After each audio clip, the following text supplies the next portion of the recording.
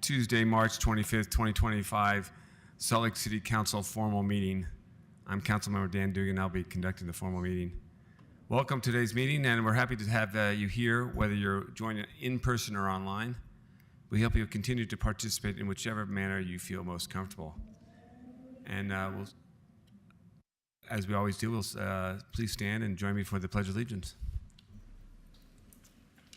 I pledge allegiance to the flag of the United States of America and to the republic for which it stands, one nation, under God, indivisible, with liberty and justice for all. Thank you. And we'll move on to the public meeting rules. And again, thank you for joining us tonight. Before we move on to the agenda, I want to quickly go through the registration information and our rules and standards for public meetings. We welcome everyone, and the council's goal is to make the meetings a place where people feel safe and comfortable participating in their government. We invite everyone to help make this a welcoming space. A respectful and safe environment allows us to conduct a meeting in an orderly and efficient way. Our most basic rule is that any action that causes a disruption to our ability to conduct a meeting or any safety concerns involving threats or unprotected speech are not allowed. These actions or comments may result in removal from the meeting. As a reminder of our public comment registration process, individuals may register to comment on scheduled public hearing items up until their hearing is closed.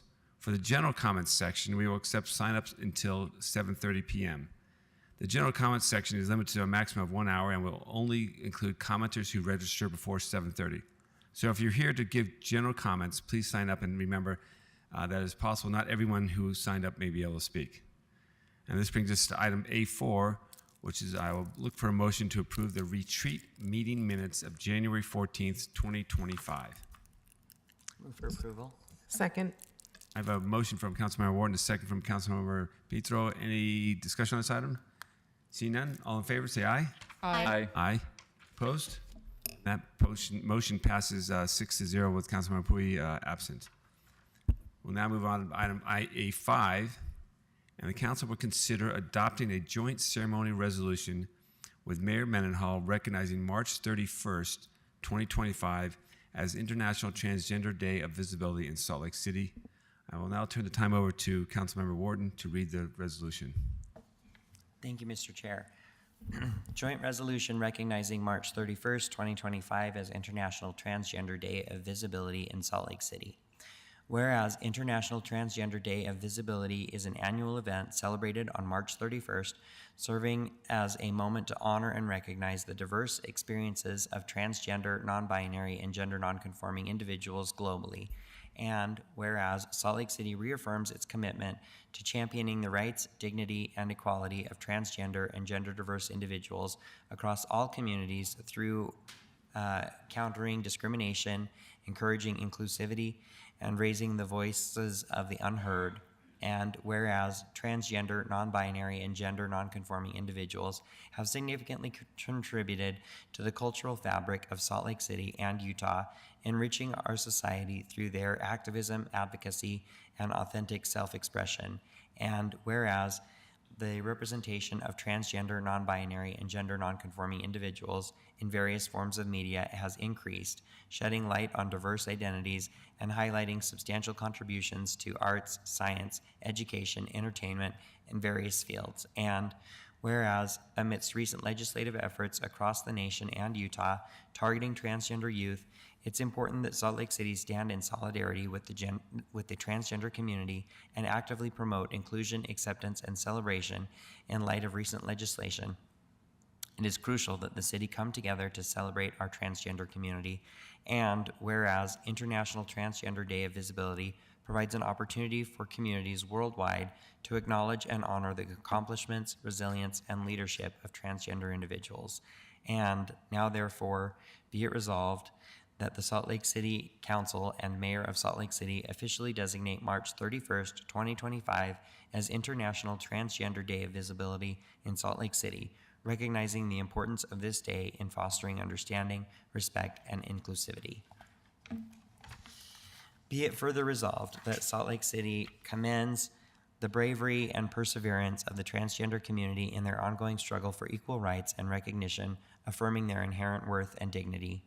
Be it further resolved that Salt Lake City encourages residents to mark International Transgender Day of Visibility by engaging in educational initiatives aimed at dispelling misconceptions, eradicating discrimination, and fostering a more inclusive and supportive community for all individuals regardless of their gender identity. Thank you. Thank you very much, Councilman Wharton. Mr. Chair, I'd like to read a motion. Move motion. Yes. I move that the council close the public hearing and adopt the ordinance, oh, excuse me. Oh my gosh. Adopt the resolution. I'm sorry. Second. I have a motion from Councilmember Lopez Chavez, a second from Councilmember Petro. All in favor of this motion? Aye. Aye. Opposed? That motion passes 6-0 with Councilmember Pui absent. I would like to welcome Jackie Asioli on behalf of the Utah Trans Coalition here to say to receive the resolution, and then we can take a picture. Thanks for joining us. Come on up right at the podium. Just want to say a few words. Sure. Yep. I was assigned to come here tonight, but thank you for having me, everybody. My name is Jakey Ciolo. I'm the Executive Director of Nuanua Collective, a Pacifica trans-led organization based here in Salt Lake City. I am a queer Samoan Fa'afafine, which is a third gender identity that has existed in Samoan culture for generations. Nuanua Collective is proud to be a coalition member of the newly formed Utah Trans Coalition, a dedicated alliance of individuals and organizations committed to uplifting and advocating for the trans community in Utah. Through collaboration, resource sharing, and direct action, we work together to disseminate vital information, resources, foster inclusive spaces, and advance policies that ensure safety, dignity, and equity for all trans plus individuals. Grounded in community empowerment and intersectional justice, we strive to create a Utah where every trans person can live authentically and without fear.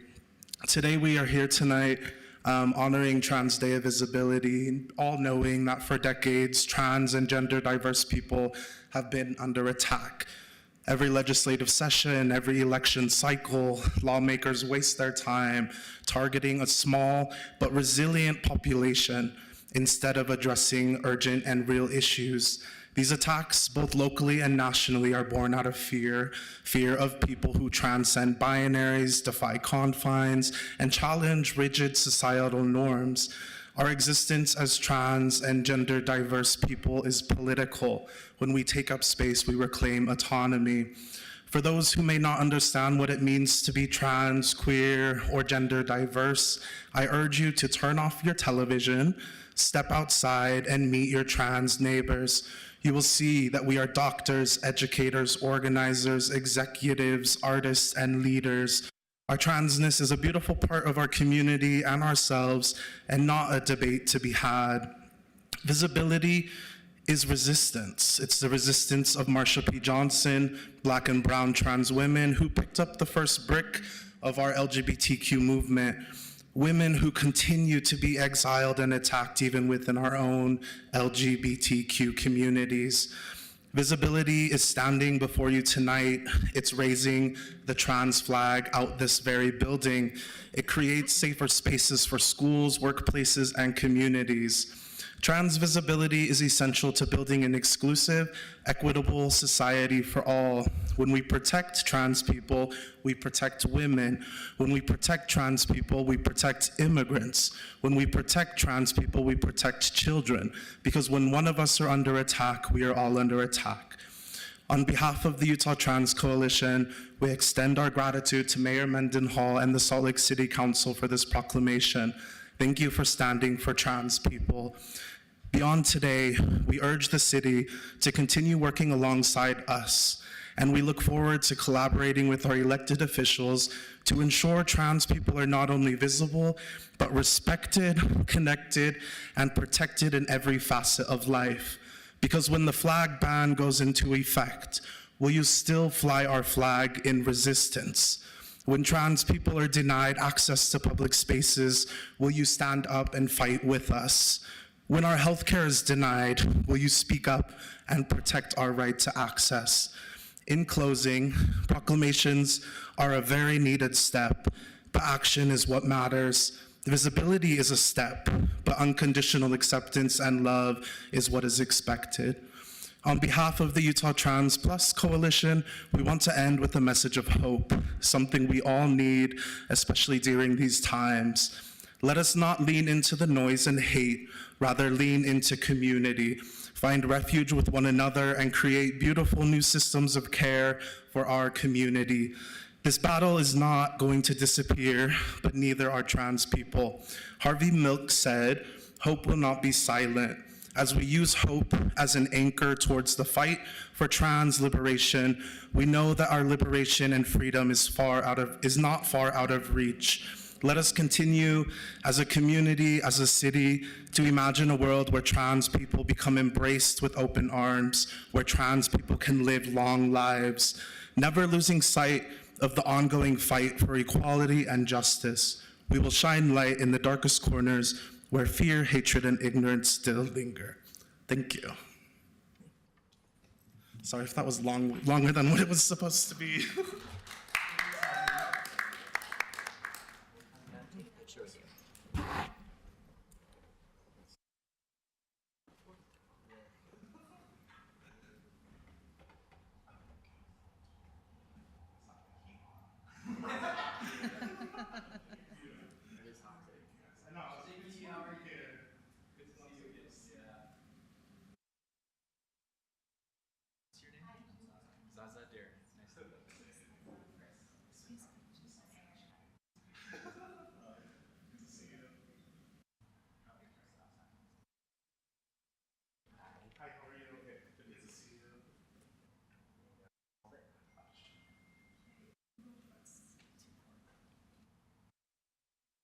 One, two, three. Awesome. Thanks, guys.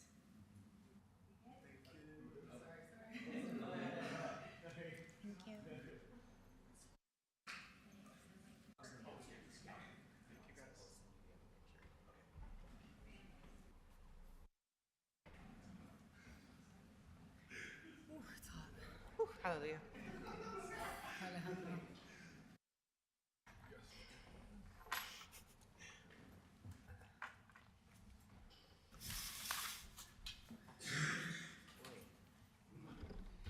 This brings us to the public hearing section of our agenda. These are specific proposals before the council that requires a public hearing. Your comments should pertain to the hearing item, and if you go off topic, we ask you to stop your comment. Our meeting rules apply to hearing comments as well. Please avoid disruptions or threats, or we will ask a staff member to assist you out of the meeting. Also, as a reminder, comments that include profanity, personal attacks, intimidation, or discriminatory language are not persuasive or compelling to the council. They are not helpful in creating a respectful or safe environment. To sign up comments or any hearing items, please register online or turn your comments cards to the in-person staff. We accept signups until the hearing item is closed, and we will be calling the names in the order of the sign-up. And if you're on Zoom, please unmute your mic when your name is called. Each person will have 2 minutes to speak. Please raise your hand in the Zoom or in the room or the Zoom for staff assistance.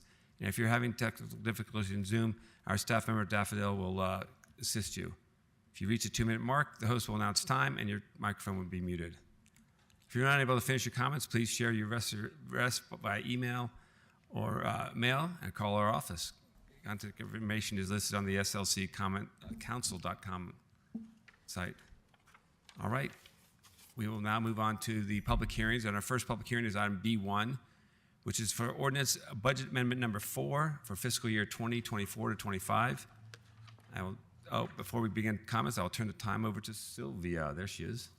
Thank you, Sylvia. Council Policy Analyst. Mr. Their budget amendment number 4 includes only one proposed amendment, which is a grant for over $3.9 million.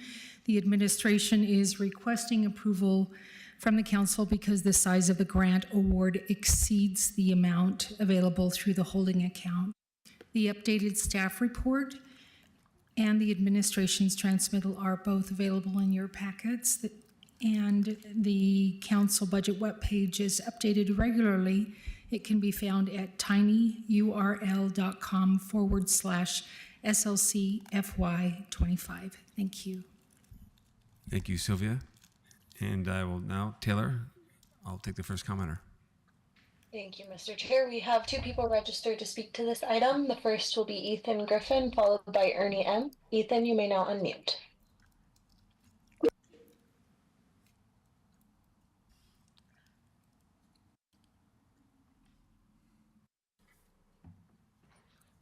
Ethan? I think I registered for the wrong. Oh, okay. Or do you want to do the general? You can get back with Daffodil or Taylor and sign up for that time. Okay. Thank you. Then next will be Ernie M. Ernie, you may now unmute. Yes, good afternoon. Do you hear me? Yes. Thank you. I appreciate it. On the topic of amendments, taking a look at the overall budget, I see the slice for which sections are given issue. So the police get 25, the fire gets 11%, non-departmental gets roughly 27%. One of the things I'd like to urge is clearly, since this board can oversee amendments to the budget, is to see on some of the general fund that's allotted for use on agencies and organizations in the area that are interested in doing much of the same activism that this same council is present. We just heard a great speech earlier on a local activist group that is looking to do great work for some of the community, particularly those that are quite vulnerable in the LGBTQ community. And I think one in particular, and there are many others out there that I urge for appropriation, whether it be from the general fund and potentially even looking to take from some of the other, namely, in my opinion, the police budget, to appropriate it for such organizations. I think much of that could be better off used and appropriated for such community organizations. They're directly in the heart of the neighborhoods and the communities. They know their constituents best. And I think that would be a worthwhile proposal just to consider, regardless of if it's actually taken action upon. And so that would be my one suggestion for this this board. Thank you. That was the final registered commenter for this item. Thank you. I will look for a motion. Mr. Chair, I move that the council close the public hearing and adopt an ordinance amending the final fiscal year 2025 final budget of Salt Lake City, including the employment staffing documents for all items shown on the motion sheet. Second. Second. I have a motion from Councilman Pui, a second from Councilman Mono. Any discussion on this motion? Seeing none? Mr. Chair, very quickly, many of us in the city got a piece of mail from Public Utilities that is related to this item, and it's a very important piece. Relates to lead remediation for our lines, and I think it is important for all neighbors to look into the program. There is a lot of lines that are still lead in our city, but we don't know where they are. So there is a program that the city can check on that. So look in your mail for the information about how you can benefit from this program. Thank you very much. All right, all in favor of this motion? Aye. Aye. Aye. Opposed? Seeing none, that passes 7-0. Thank you very much. We'll move on to item B2, which is a grant application to Coalition for Green Capital Municipal Investment Fund. And I will turn the time back over to Sylvia. Thank you, Mr. Chair. the city periodically applies for and receives grants which fund some city programs. Each grant will receive a public hearing, which gives the council and the public an opportunity to learn about the grants.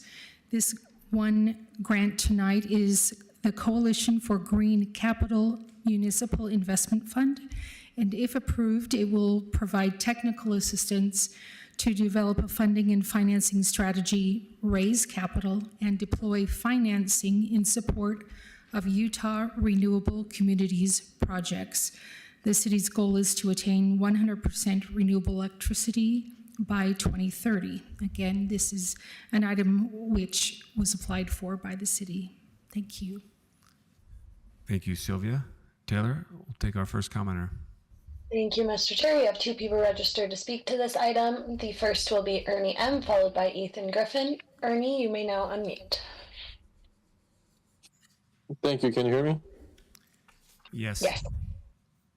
Thank you. I was reading over the motion, and one of the things that I particularly am hoping that this board considers, as well as I'm sure as it moves forward, it's an honorable mission. The concern I have is oversight. Oversight not only in the ways in which the money is being spent, but particularly who the overseers in fact will be, and what sort of accountabilities apply to whether the goals, whether or not as stated, are met. If, for example, say the deadline of 2030 is not met, what does that mean? What does that mean for those that were sitting fiduciary responsibility to distribute the funds? Does that mean that they get prosecuted by the city attorney on failure to be good stewards? Does that mean that there are public hearings on that same money as it's moving within the fund? Or does that mean that it might potentially be escalated for prosecution for misconduct at the district attorney level? What does that actually mean? Who are the overseers and who are overseeing the overseers? What are the actual steps of accountability that are not just simply appointed positions, but truly ones that ideally would be elected positions to oversee this fund?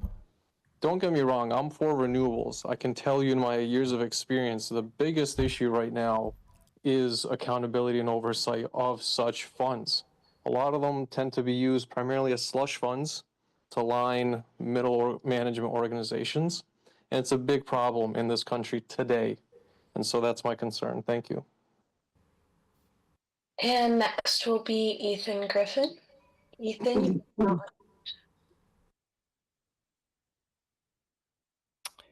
He actually had the same question as me, so I'm good. Thank you. That was our final registered commenter for this item. Oh, thank you very much, Taylor. I will look for a motion. Mr. Chair, I move that the council close the public hearing and refer item B2 for a future consent agenda for action. Second. I have a motion from Councilor Pui, a second from Councilor Petro. Any discussion on this item? Seeing none, all in favor? Aye. Aye. Aye. Opposed? That motion passes 7-0.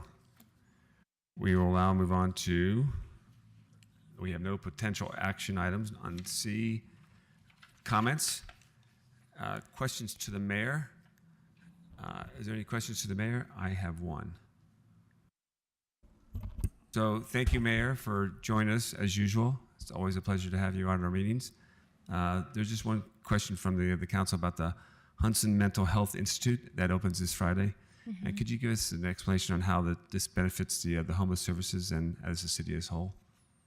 Sure, and I hope that you might be able to attend the open house that's happening on Friday.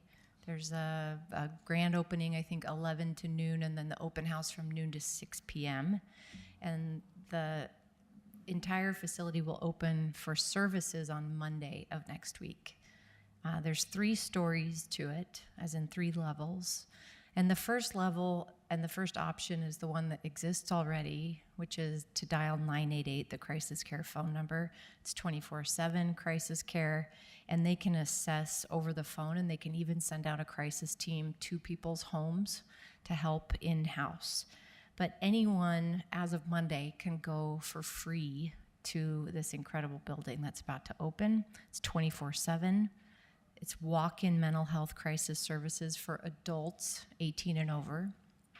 And the plan is to repurpose the current crisis care center that's smaller and is operating out of University of Utah to transition that to an adolescent and child crisis care center. So youth will be in the future relocated to where we've been temporarily sending a smaller available population. On the first floor will be intake and a receiving center that has a 30-person capacity. This is a space with low intensity areas so people can decompress and destimulate and get assessed for further services. They can stay on the first floor level for up to 23 hours. And on that floor, they can provide medication support, including medical assisted opioid treatments. And they'll also provide referrals for further inpatient or outpatient treatment programs. On the second floor is outpatient treatment. There's also a dental clinic, a legal clinic, and case management services. And then on the third floor is a longer-term acute stabilization center. That will be a 24-bed inpatient treatment for those in need of further support. And the duration of stay is far less limited than the 23 hours on the first floor. I'm not sure if they're advertising how long the stay is or if they know just yet, but that's a longer-term care facility. This is so, this is so needed, and there's been almost nowhere for anyone to go that is in need of mental health care in an acute situation. So we're really grateful to the philanthropists, Huntsman family and Kempsey Gardner, who have supported this with Salt Lake County, and hope to see you there on Friday. Thank you very much, Mayor. And I just want to point out the address. Sure, yeah, I have that. 955 West, 3300 South. So it's walking up until Friday, and then it's going to be the services at that point. So Services starting Monday. services the starting Monday. 31st, March 31st. Wonderful. Thank you very much. Thank you for asking. Lovely work across the county. Thank you.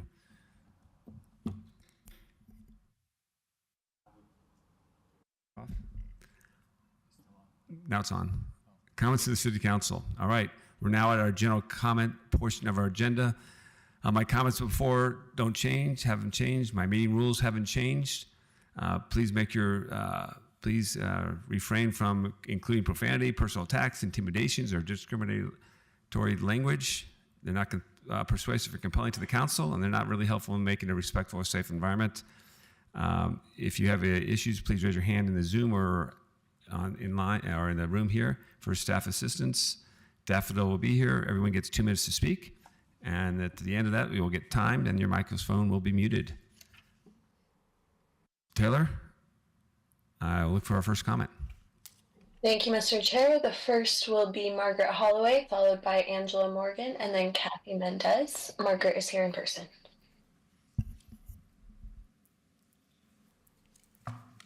We did a survey. Mayor's office brought out a survey. The people that sent out, there were 8 people at the Northwest Community Council. And I know I speak up a lot, I message a lot, but I didn't speak very much that night. It was the other people in Poplar Grove and Fair Park that were speaking up for the issues on the river, okay? We know the rest of the districts have shoved all their stuff in our corner. And everybody's waiting for you and the chief of police to find out what they're gonna do. Because promises, promises, promises, nothing's happened, okay? We all understand the issues, but it all comes to our little corner. And we were there, that's why they're all waiting. It's gonna be bare that night at May, whatever you guys suggest for the people gonna be there. And hopefully they're gonna know it moved from April to May. But when you send out 8 people to ask questions on what we would like to improve in our neighborhood, and you ask, what can we do to help with the security? You don't know. They're like, well, what can we help to make you feel more safe? And we're like, are you serious? You're actually asking us that? Well, they got an earful. I don't know if anybody taped that meeting, but they had some really good suggestions. They said that small things that the city could do now, like giving parking tickets or parking passes like they do in the avenue to keep them from parking in their driveways and fair parks, to make the old people walk. They can't find a place to park. They said, no, we can't do that. We're only going to do big things. And I said, but that's where you're wrong. There's a lot of small things you can do to help this out, because we know when we do all these surveys that you guys send out, we get told, sorry, there's not enough money. Sorry, we're not going to do that. Sorry, we're not going to finish that. So what is the sense of the surveys? And then when they ask, well, how do we get in touch with the Hispanic community? Rhyme.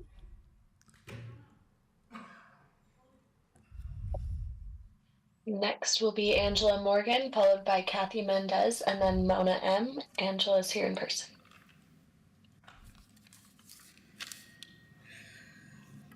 The situation along the Jordan River Trail has been a known continuing problem between North Temple and 1000 North. We all know not only is it unsafe for the unsheltered, but it's also unsafe for those residents in Rose Park that desire to use the trail as a way to enjoy this once beautiful part of nature.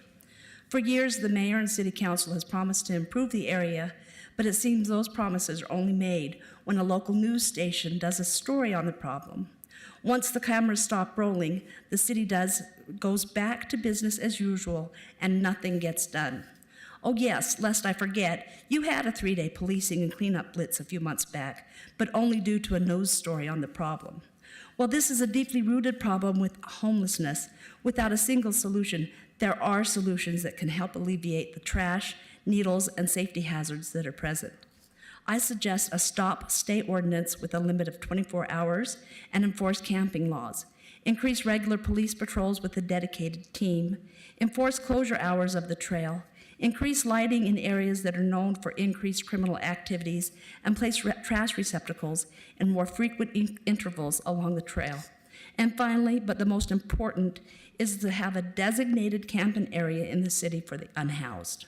These are possible solutions that the city council and mayor haven't even bothered or have delayed trying.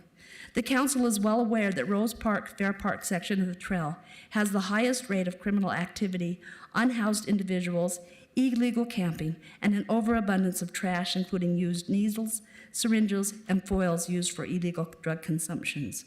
When will you finally take meaningful actions to alleviate the situation?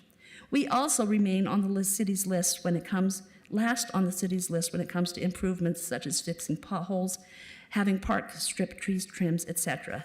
Equal treatment and resources for our community. Time.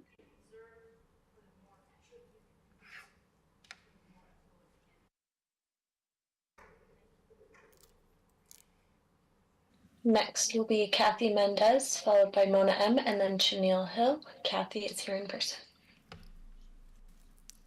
Hello, everyone. I'm not really a public speaker. Last time I was speaking in front of a city council was over a Sunday closure in South Jordan, and that was probably 20 years ago. But this was important enough for me to come forward and want to talk to you guys about it.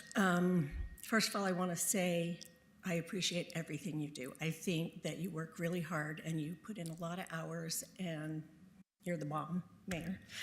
You guys are great, and I appreciate it. I live in Rose Park, and I moved there about 7 years ago, and I recently retired, so I'm spending a lot of time walking my dogs in the park and on the parkway. And I have a bag every single day, and I'm picking up foil and garbage, and I know you've heard it all.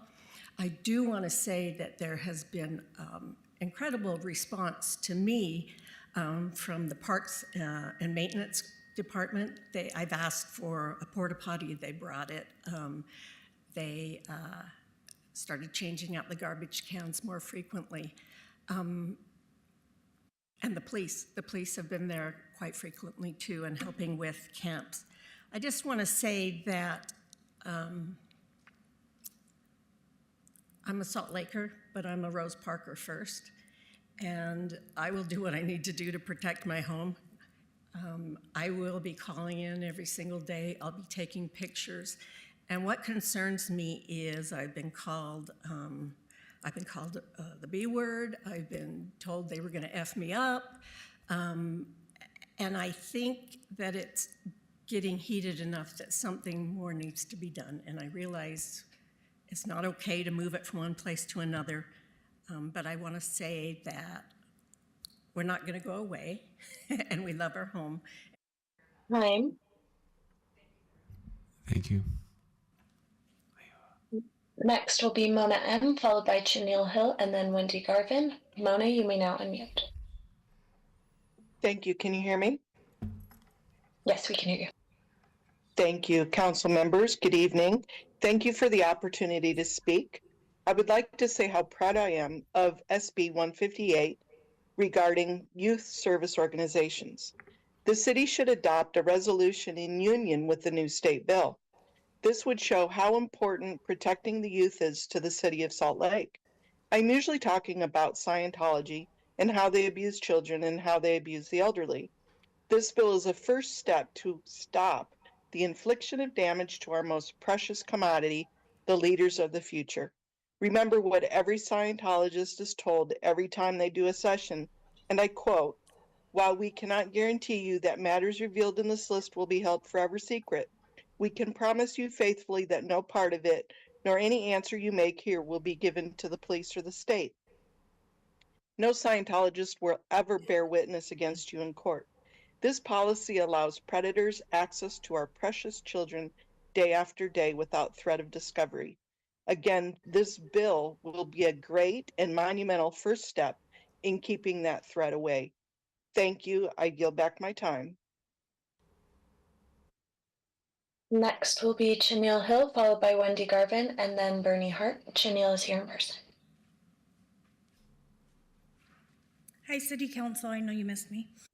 I'm the founder of Stand Against Fear and Exploitation, an organization dedicated to protecting children and advocating for safer communities. I'm here today to speak about Senate Bill 158, a critical bill designed to ensure proper oversight of youth service organizations that I helped with. While the legislation is a step forward in protecting our children, I want to know how the city plans to enforce it effectively. Youth organizations provide vital services, but without proper oversight, gaps in accountability can leave children vulnerable to harm. Senate Bill 158 outlines necessary safeguards such as background checks, reporting requirements, but these policies only work if they are actively monitored and enforced. My questions to the City Council: what systems will be put into place to ensure compliance with this bill? Will there be a designated oversight body or a task force responsible for monitoring the youth organizations? How will the city ensure transparency so the parents and guardians can be informed and report concerns? Transparency and accountability must be at the heart of this effort. I urge the council to take proactive steps by implementing regular audits, establishing a public reporting system, and ensuring the families have access to information. Thank you. Next will be Wendy Garvin, followed by Bernie Hart, and then Ernie M. Wendy is here in person.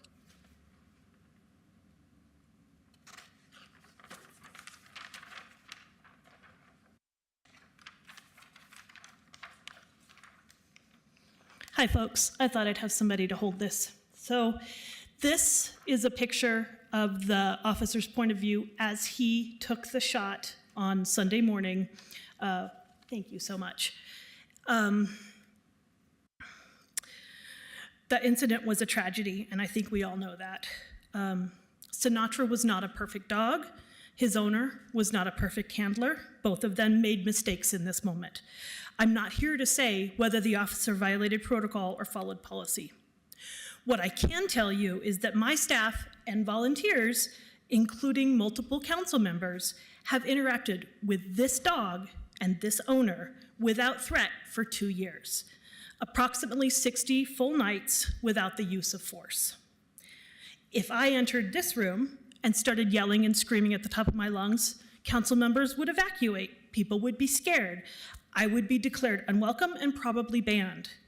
But this is how Salt Lake City PD approaches the homeless and the general public. They start by escalating, then they draw their weapons, and then they use their weapons. They demand compliance and claim justification when they shoot. In this instance, surrounded by approximately 30 people facing Redwood Road, the officer shot inches away from the woman holding the dog. Are we gonna pretend that that was safe? Are we gonna pretend that this individual who was bitten and angry was in a position to make a good judgment call? I don't want a community where injured, angry people demand instant compliance and shoot inches from people who don't respond perfectly. I can't rule this a good or bad shoot, but I can't imagine that any of us would have taken that shot inches away from the woman who was trying to comply. I've had nightmares from watching this footage. I can only imagine how traumatized the owner of the dog is. You can rule on this shoot how.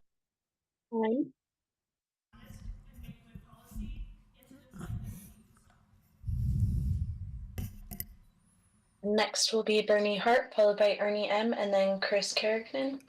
Bernie is here in person.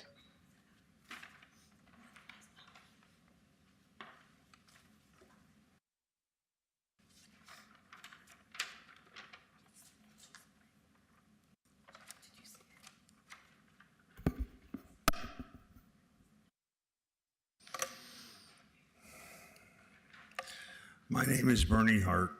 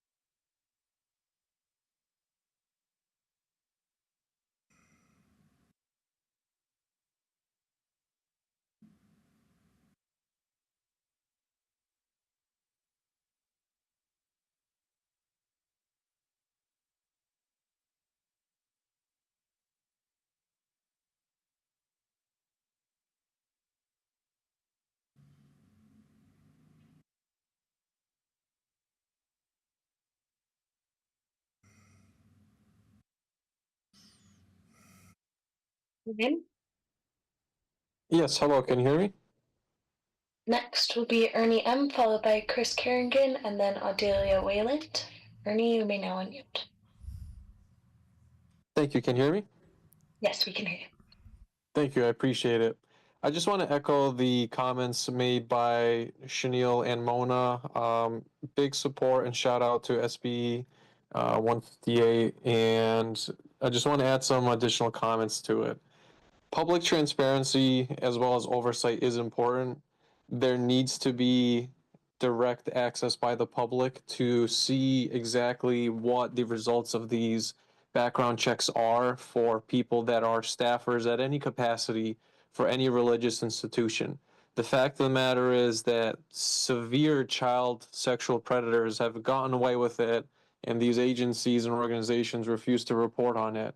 We need to know, and frankly, right now in your area of Salt Lake, we know for a fact that there are indicted and convicted child sex predators that are in fact staffers and have not been reported as such at these religious institutions.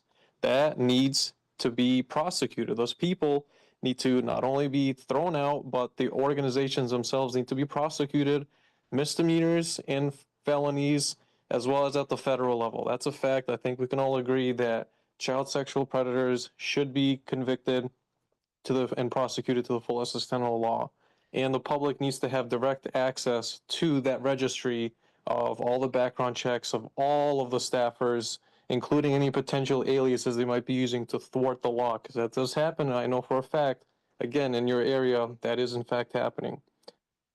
Public audits, how can you do that? Well, the city controller's office, that's one area you can see for the money being spent on the agencies to which the Senate bill is being used to conduct those background checks. You can do a wide variety of things, so big shout out. And next will be Chris Kerrigan, followed by Adelia Wayland. Chris, you may now unmute. Can you hear me? Yes, we can hear you. How are you doing, Salt Lake City Council? I'm here today to demand answers on why we have not received any updates regarding the police commission meetings. These meetings are essential for transparency, accountability, and ensuring that the public has a voice in matters of law enforcement. The continued delay without communication is a direct disservice to the citizens of the city. We have the right to be informed, to ask questions, and to be heard. Without these meetings, we are being silenced, and that is unacceptable. So I ask, when will the police commission meetings resume? And why has there been no public update? We deserve transparency, and we deserve it now. I would also like to condemn you on your recent bill being passed, as others have been speaking about.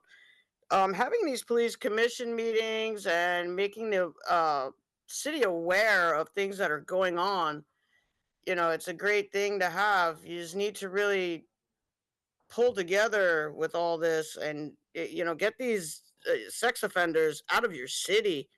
Protect the children. Children need protection. They don't need to be, you know, traumatized. It's a horrible thing to live through their entire lives. You're just destroying a life. And it's unacceptable, such as everything else that we've been speaking about. So with that, I would like to thank you very much for your time, and you have a wonderful night. And next will be Adelia Wayland. Adelia, you may now unmute. Thank you. Today, we're here to celebrate Trans Day, and that should mean more than symbolic gestures. It should mean protecting queer and trans communities from institutions built on hate. L. Ron Hubbard, founder of Scientology, wrote that homosexuals were sexual perverts, physically ill, and should be institutionalized. He ranked them on his so-called tone scale as dangerous and unworthy of rights. These views are not ancient history. They are still embedded in Scientology's core text, never retracted, never renounced. So here's what we do know. Groups like Narcanon, Applied Scholastics, and the Way to Happiness Foundation are front groups, operating under the secular-sounding names but based entirely on Scientology teachings. We've seen these groups seek city contracts and public partnerships in cities across the country, including Los Angeles, where they have received public dollars. So I'm asking, has Salt Lake City ever funded or partnered with any group affiliated with Scientology? Has the city done any vetting of organizations like the Way to Happiness or Narcanon before allowing them into schools, jails, or city programs? And moving forward, is this city willing to make a commitment that it will not fund or partner with any group whose founding doctrine is openly hostile to the LGBTQ plus people? Because you can't stand here on Trans Day and say you support this community while your contracts might be funding organizations built on the belief that queer people are broken, dangerous, and disposable. If you truly support the LGBTQ plus lives, prove it with your budgets, your partnerships, and your policies. Thank you. And I also support SB 158. Thank you, and I'll yield back the rest of my time. That was the final registered commenter. And thank you, everybody, for your engagement and your comments. We will move on to further business. We have no new business, and we have no unfinished business. And I will move on to the consent agenda, and I will look for a motion. Move for approval. Second. I have a motion from Councilmember Wharton, a second from Councilmember Mono. Any discussion? Seeing none? All in favor? Aye. Aye. Opposed? That motion passes. We are adjourned.